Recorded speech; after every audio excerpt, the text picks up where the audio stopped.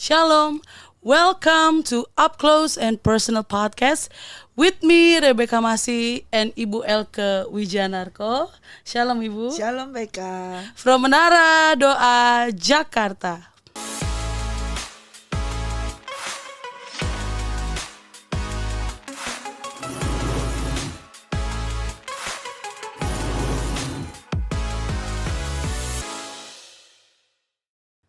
Dalam Yohanes 15 ayat 16 berkata, "Bukan kamu yang memilih aku, tetapi akulah yang memilih kamu. Dan aku telah menetapkan kamu supaya kamu pergi dan menghasilkan buah dan buahmu itu tetap. Supaya apa yang kamu minta kepada Bapa dalam namaku, diberikannya kepadamu." Sebagian dari kita mungkin sudah lahir menjadi Kristen karena ayah ibu kita adalah orang Kristen.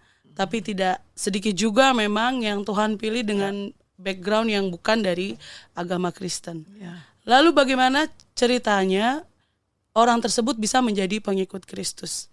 Hari ini kita nggak berdoa aja ya Bu? Iya betul. Kita ditemani oleh seorang anak Tuhan Yes. yang dipanggil dan dipilih oleh Tuhan, bukan dari latar belakang seperti aku mungkin ya, dari keluarga dari Kristen, keluarga Kristen gitu ya. Dengan Ibu Dewa Ayu. Shalom Ibu. Shalom, Rebecca. Ibu. Shalom Ibu. Iya, aku panggil Ibu Ayu aja ya. Nah, Ibu Ayu ini kan latar belakangnya bukan dari agama Kristen ya. Kalau aku kan dari lahir memang aku udah Kristen gitu ya. Nah, pada umur berapa sih Ibu tuh mengenal Yesus? Sebetulnya aku mengenal Yesus itu udah mulai dari umur 24-an berarti ya. Karena waktu itu aku udah selesai sekolah perawat waktu itu. Jadi sudah bekerja ya, sudah mulai bekerja.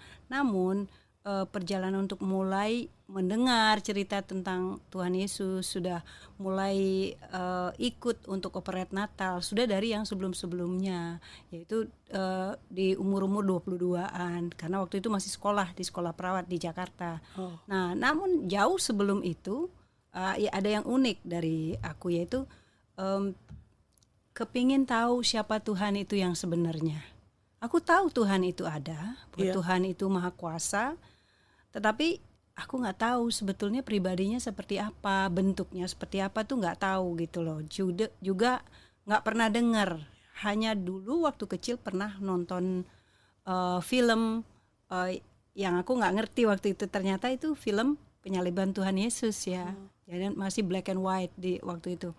Jadi aku pas ngelihat kok orang jahat banget, kok salibkan orang ini padahal orangnya nggak lakukan apa-apa salah, kenapa dia dibuat begitu? Nah itu yang di situ aku terus curious untuk mau tahu sebetulnya Tuhan itu siapa sih sebenarnya, Tuhan yang sebenarnya. Cuman kisah film tadi tetap membekas di hati aku. Yang aku masih ingat banget, masih vivid sampai sekarang pun aku masih ingat di mana aku nontonnya dan seperti apa kesan di hatiku tuh. Kenapa orang berlaku seperti itu? Nah, dari situ aku terus berdoa. Setiap kali kalau aku berdoa itu, aku bilang, Tuhan, aku percaya Engkau ada. Dan Engkau Tuhan yang Maha Kuasa. Tetapi aku gak kenal Engkau. Gak tahu bentukmu seperti apa, aku gak tahu. Itu waktu awal itu. Tapi itu bukan ke Tuhan Yesus ya, maksudnya bukan, lebih Tuhan Yesus. Secara general aku belum tahu kan. Itu. Wow, iya. Lalu pada saat itu ya, ketika Ibu mulai tertarik buat setelah menonton film itu ya, lalu sepertinya digugah rasanya, lalu mulai tertarik dan bertanya dan berdoa. Lalu setelah itu prosesnya gimana lagi tuh Bu, sampai akhirnya aku mulai aku orangnya senang membaca, selain itu juga senang memperhatikan, observasi gitu loh. Aku melihat dan membandingkan.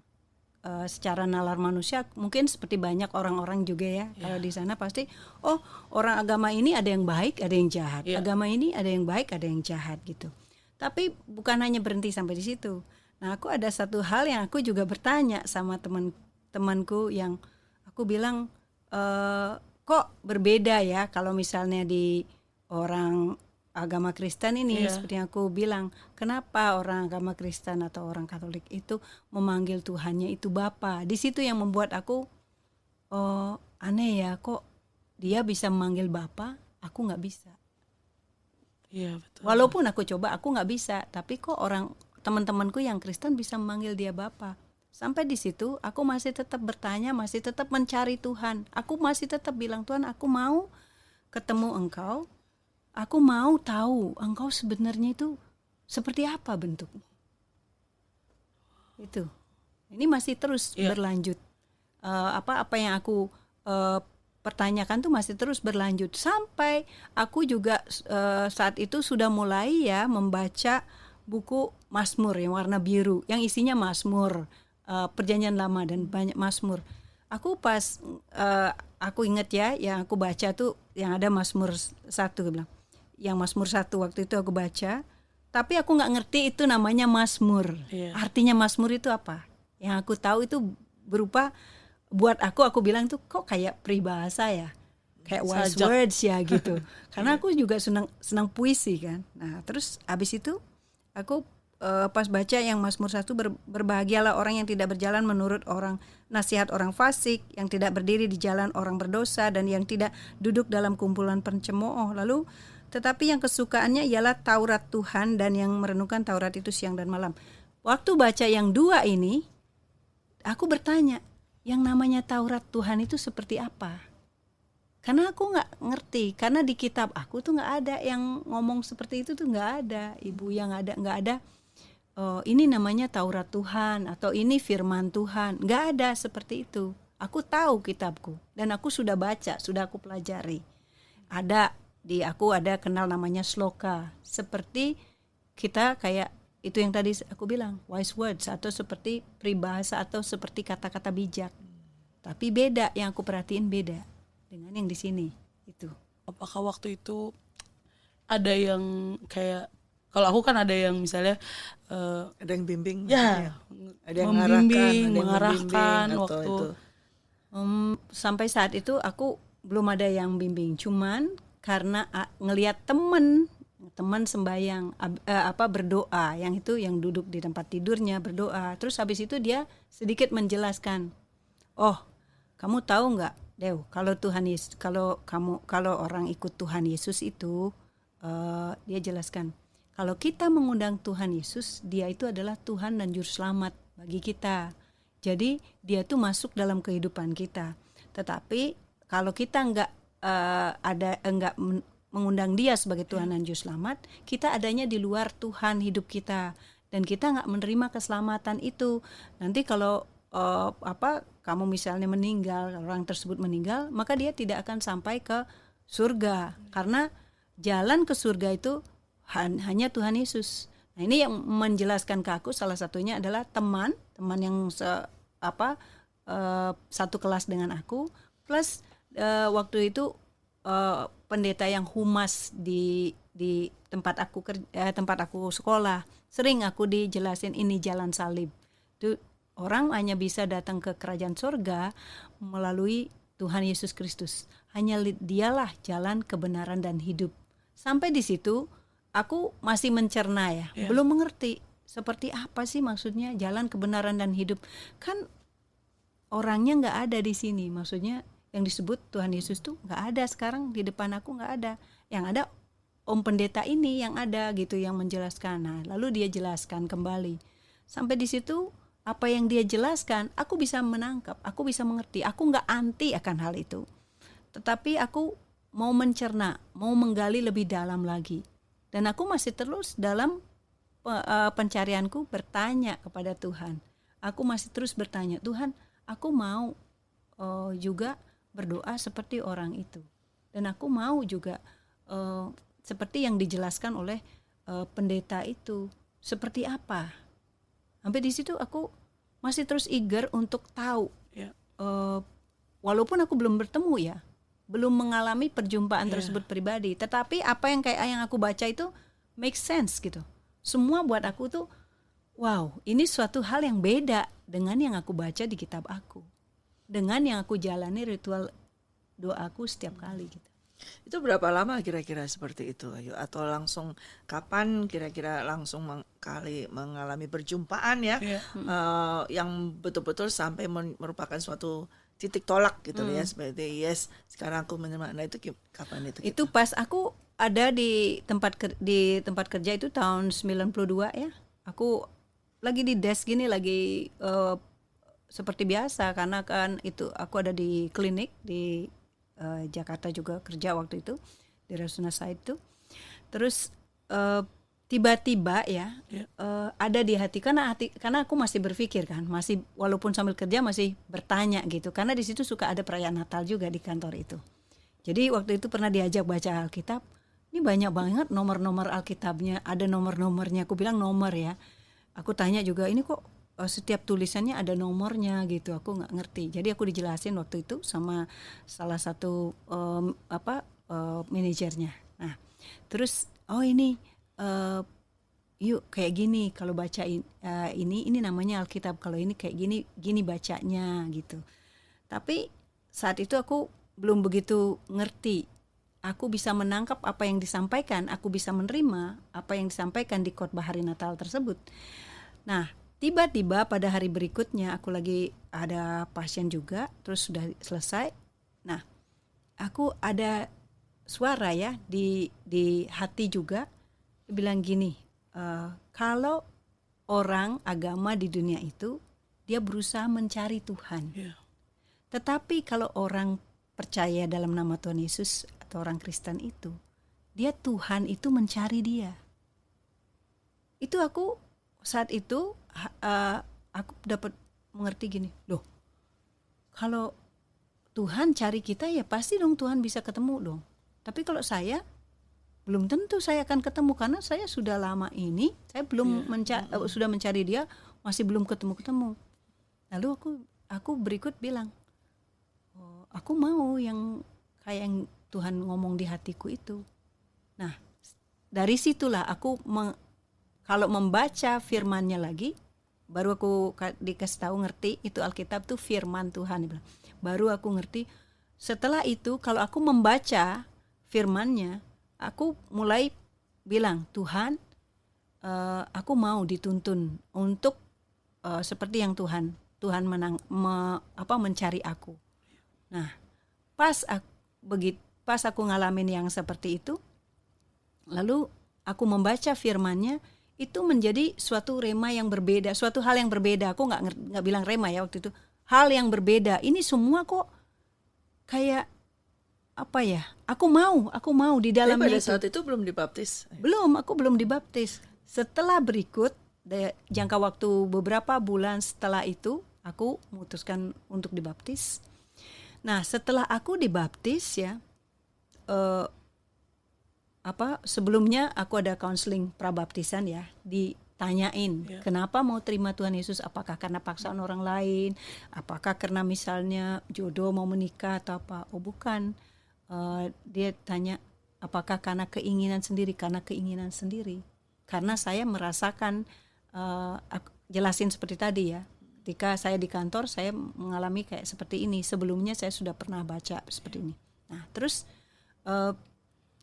dia bilang kalau gitu dia kasih tahu dulu, karena menerima Tuhan Yesus itu bukan hanya di bibir saja, tapi benar memang harus dari hati. Karena memang benar Tuhan Yesus sudah mati untuk dosa-dosa kita. Lalu dijelaskan lebih dalam lagi untuk dosa seluruh dunia. Tetapi kita darahnya Tuhan Yesus itu tersedia buat semua yang mau menerima untuk meresponi dengan sungguh hati. Nah, saya bilang saya mau gitu. Terus saya bilang, apakah itu karena ada paksaan orang lain? Tidak gitu. Nah, akhirnya pas hari Paskah, hari Paskah itu sebelumnya aku dibaptis. Itu tahun berapa itu? Tahun 93 kalau nggak salah ya. Hari Paskah itu aku dibaptis. Setelah baptisan itu, nah ini yang remarkable lagi. Kalau aku baca firman, itu lebih beda lagi. Jadi lebih jelas, ya, lebih kayak, terbuka. Nah, kayak beda dengan sebelumnya. Aku bisa merasakan ada perbedaan membaca. Karena menjadi seperti hidup, firman itu seperti hidup, bukan seperti buku cerita. Ya, betul. Seperti itu. Ya, puji Tuhan ya, Beka ya. Itu betul-betul adalah kasih karunia ya, panggilan Tuhan seperti yang kamu baca itu, bahwa Tuhan yang memilih ya. Bukan ini, karena memang mungkin dari awalnya tidak ada kan keinginan itu. Nggak ada. Berarti Cuman Tuhan yang memilih. Iya. Namun pada saat itu bagaimana dengan pihak keluarga? Nah, keluargaku itu yang aku sangat bersyukur ya, keluargaku ini adalah bukan keluarga yang fanatik ya, bukan keluarga yang kamu misalnya sekali agama A kamu harus A, enggak. Tetapi ibu dan bapakku maupun kakak-kakak dan adikku dia punya pengertian seperti ini. Setiap orang yang sudah dewasa dari keluarga gitu, dia boleh memutuskan apa yang akan dia jalani. Nah, ketika aku bilang aku memutuskan untuk itu, tidak apa, tapi jalanilah dengan sungguh, lakukan dengan sungguh apa yang menjadi pilihan kamu. Karena tidak bisa main-main dengan yang namanya percaya kepada Tuhan. Itu pesan dari Bapak. Berarti tidak ada resisten, tidak ada pertentangan. Nggak ada. Malah mensupport aku. Karena banyak juga yang lain seperti itu, ada banyak pertentangan seperti itu. Berarti betul-betul dalam hal ini kalau kita mendengar dari cerita Ibu Ayu, betul Tuhan yang memilih dia ya. Betul. Lalu bagaimana selanjutnya apakah ada dampak di dalam keluarga Ayu? Apakah ada dari salah satu keluarga atau yang mengikut gitu? Gimana? Kalau yang mengikut Tuhan bukan hanya aku ya. Jadi ibu dan bapakku juga pada akhirnya kemudian terima Tuhan Yesus. Karena apa? Dia ada konflik ya, ada masalah waktu itu. Aku belum bisa pulang, lalu aku pertelepon, aku menjelaskan, dan dia bilang saya mau berdoa seperti itu, didoakan gitu, kata ibuku pertama ya. Sebelum itu kira-kira 6 bulan sebelum meninggal ya. Terus saya bilang gini, ibu percaya gitu? Ya percaya. Ayo kita berdoa. Karena dia ini yang menciptakan kita semua. Yang menciptakan segala yang ada ini adalah dia.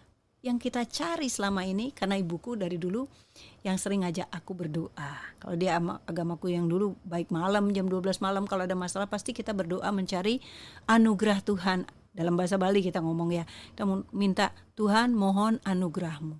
Selalu begitu doanya. Tuhan mencari Tuhan yang Maha Kuasa itu. Selalu begitu. Ya. Jadi ibuku tuh bisa langsung pada saat itu yang ada konflik tersebut, aku ajak berdoa. Dia kan nggak biasa berbicara bahasa Indonesia ya, tapi dia begitu lancar bisa untuk berdoa. Dan dia sungguh percaya. Dia bilang setelah itu ada juga mujizat Tuhan terjadi dan konflik tersebut benar-benar mereda. Itu satu hal yang luar biasa. Dia bilang ada perubahan di keluarga setelah yang berdoa tersebut. Bukan hanya itu saja, sebetulnya Tuhan waktu itu, jadi setelah aku terima Tuhan Yesus, kami berikut suka ada berdoa dengan seorang hamba Tuhan di rumah ya, dan istrinya, dan juga aku dan suami berikut dalam perjalanan berikut. Nah, di situ Tuhan juga memberikan pengertian sebetulnya sebelum ibuku terima Tuhan Yesus ya. Tuhan berikan pengertian. Salah satu orang yang berikut akan menerima Tuhan juga adalah ibuku, gitu. Dan nextnya itu akan adalah kakakku. Tapi yang kakakku belum kejadian. Aku masih terus berdoa untuk itu. Mengenai ayah dari Ibu Ayu, bagaimana? Sudah. Bapak sudah terima Tuhan Yesus.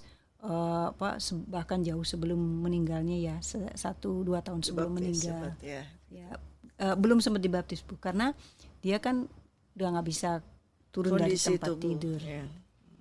Wow, luar biasa ya. Yang dipilih Puji Tuhan. Gitu. Ya. Nah Ibu, kalau ada beberapa memang yang kita dipilih oleh Tuhan gitu ya. Walaupun kita kadang kan kalau kita pun memang dilahirkan dari keluarga yang Kristen belum tentu juga ya Bu. Betul. Ya. Kita dipilih oleh Tuhan, dipilih gitu untuk dia gitu. Dan aku ada pertanyaan gitu ya. Di dalam Yohanes 17 ayat 12 gitu kan. Di situ ada tentang Tuhan Yesus yang berdoa untuk murid-muridnya. Dan di situ ada kata yang aku garis bawahi. Jadi katanya selain daripada dia yang ditentukan untuk binasa. Jadi ini ayat fullnya ya. Selama aku bersama mereka, aku memelihara mereka dalam namamu, yaitu namamu yang telah engkau berikan kepadaku. Aku telah menjaga mereka dan tidak ada seorang pun dari mereka yang binasa selain daripada dia yang telah ditentukan untuk binasa, supaya genaplah yang tertulis dalam kitab suci ya, yaitu yang ditentukan untuk binasa. Berarti memang ada orang-orang yang mendapat kasih karunia gitu ya, seperti kita gitu yang dipilih Tuhan lalu bisa mengenal Tuhan lebih dalam lagi. Tetapi ada juga yang dibilang kalau dia ditentukan untuk binasa. Nah itu bagaimana ya? Ya, sebetulnya pada awal mula Tuhan menciptakan manusia, Tuhan menentukan manusia itu adalah diciptakan serupa dengan gambarnya, serupa dengan image-nya, dengan karakternya dan juga sifat-sifat keilahiannya, yaitu kekal, ya, kekekalan. Dan manusia ini diciptakan sedemikian rupa dan didesain sedemikian rupa. Namun ketika setelah kejatuhan, ya, tentunya karena akibat dosa tersebut, dan kita bisa baca di kitab Kejadian selanjutnya bahwa manusia itu semakin hari semakin jahat, bahkan bertambah jahat sampai akhirnya Tuhan memusnahkan semuanya, ya, seperti itu. Tapi kemudian dia kembali lagi tetap kepada keinginan dia, kehendak dia untuk supaya manusia ini memang betul-betul dia ciptakan seperti dia, dan itu tidak berubah, ya. Tetapi ketika karena kondisi dan keadaan manusia itu sudah terhisap dengan dosa, sekalipun dia memusnahkan dengan lewat air bah, tetapi tetap ada yang tersisa di situ. Nah, itu tetap terhisap dengan dosa. Oleh karena itu, dari situ mulailah dia memilih, ya, memang harus memilih, ya. Dan contoh aja kalau Nuh aja juga dipilih, dari sekian banyak orang dipilih keluarga Nuh ini. Ya, kemudian setelah itu dia berkembang dan akhirnya juga dipilih lagi. Nah, itu menunjukkan bahwa memang pada saat itu ketika Tuhan membinasakan sebagian dari dunia itu semuanya kecuali keluarga Nuh, pada saat itu belum terselesaikan tentang kasus dosa ini. Ya, pada saat itu tetap belum bisa, dan bukan belum bisa, memang Tuhan memiliki suatu rencana yang amazing, ya, yang luar biasa, ya, sampai akhirnya harus bertahun-tahun, beribu tahun seperti itu rancangan daripada Tuhan, ya, supaya bukan hanya bertambah banyaknya manusia yang memenuhi dunia ini, tetapi juga dia mau memberikan kasih karunia-Nya lebih banyak lagi kepada dunia ini. Sehingga karena mereka semua termasuk dalam kutuk dosa, tentunya mereka groaning, mereka mengalami masalah, mereka mengeluh dengan keadaannya. Nah, memang tidak bisa manusia itu mencari Tuhan, tetapi Tuhan juga ingin manusia ini cry out, mencari Dia. Dan Dia mencari, menyelidiki siapa ini yang sungguh-sungguh mencari Dia, atau yang katakanlah, oh aku tidak membutuhkan Tuhan, aku hidup begini, ya sudah, aku jalani hidup ini. Nah, setelah air bah itu banyak orang yang seperti itu. Ada yang oh ya begini kehidupan kita, lah dia mencari dengan patung-patungnya, mencoba mencari itu seperti itu, ya. Tetapi Tuhan mencari hati lagi, sehingga Dia menentukan suatu pilihan lagi. Dan sejak itulah memang ditentukan ada yang binasa, ada yang Dia pilih. Bersyukurlah kita, ya Bu. Amin. Karena kita juga bersyukur, dan firman Tuhan juga menyampaikan bahwa kita yang sudah dipilih ini sudah ditentukan jauh sebelum dunia dijadikan. Jadi memang jauh sebelum dunia dijadikan ini Bapa kita yang di surga ini, ya, yang Ibu Ayu katakan kalau orang lain, dunia agama lain yang tidak bisa menyebut Bapa, tapi kita menyebutnya Bapa, itu betul-betul amazing, ya. Kita tidak bisa menyelami pikirannya yang begitu dalam, luar biasa. Bagaimana Dia bisa menciptakan, kemudian Dia sudah merancangkan sedemikian rupa. Tetapi memang harus ada yang sudah Dia tentukan untuk binasa dan untuk memiliki kehidupan yang kekal, ya. Yang kekal seperti Dia. Ya, wow, luar biasa. Terima kasih Bu Ayu. Ada pesan gak nih ya buat orang-orang yang mungkin mereka masih dalam ini, ya Bu, ya, bimbang, mencari gitu, ya, atau masih tidak percaya, walaupun sudah tahu tapi masih nggak ada seperti ini, ya, dengan keadaan kita yang saat ini kita berada di akhir zaman seperti ini, masih ada orang yang tidak percaya dan kurang masih percaya. Banyak, ya, Bu. Masih banyak sekali. Jadi kalau aku mau bilang gini, ya, mungkin kita bisa tetap hidup dengan ritual kita. Tuhan gak akan memaksa hal itu, tetapi Tuhan dengan kasih-Nya menyediakan, ini loh yang aku sediakan buat kamu, privilege Satu hal yang remarkable dari kekristenan ya, dari yang nama hidup di dalam Tuhan Yesus. Kalau kita di agama-agama lain mungkin mengenal yang namanya, kalau maaf ya, kalau misalnya perempuan gitu kalau lagi datang bulan gak bisa datang kepada Tuhan. Ya. Itu aku amati dan aku observasi juga teman-teman sebelumnya, teman yang di dalam Tuhan gitu, gimana. Di dalam kekristenan tidak ada yang seperti itu. Dengan kata lain, gak ada barriernya. Gak ada yang bisa mendistance kita dengan Tuhan. Karena ibarat kita mau datang kepada Bapa kita sendiri. Dia dalam keadaan apapun kita datang, dia akan terima. Karena siapa? Karena Tuhan Yesus itu. Dan satu hal lagi yang membuat kita benar-benar sangat privilege ketika kita menerima, mengundang dia, Tuhan Yesus sebagai Tuhan dan Juru Selamat kita. Bukan suatu paksaan, tetapi biar serahkan kepada Tuhan, biar Tuhan yang beracara. Saya nggak ada yang maksa gitu, aku nggak ada yang maksa. Tetapi kemudian ketika kita mengenal, masuk ke dalam dia yang akan menyatakan dirinya, dan kita bisa tahu, punya certainty di dalam dia atau kepastian di dalam dia, baik dalam hidup ini, mulai saat kita menerima dia sampai pada kekekalan nanti yang selama-lamanya. Benar-benar kita tahu siapa sih pribadi Tuhan itu yang memang benar, nyata dan hidup.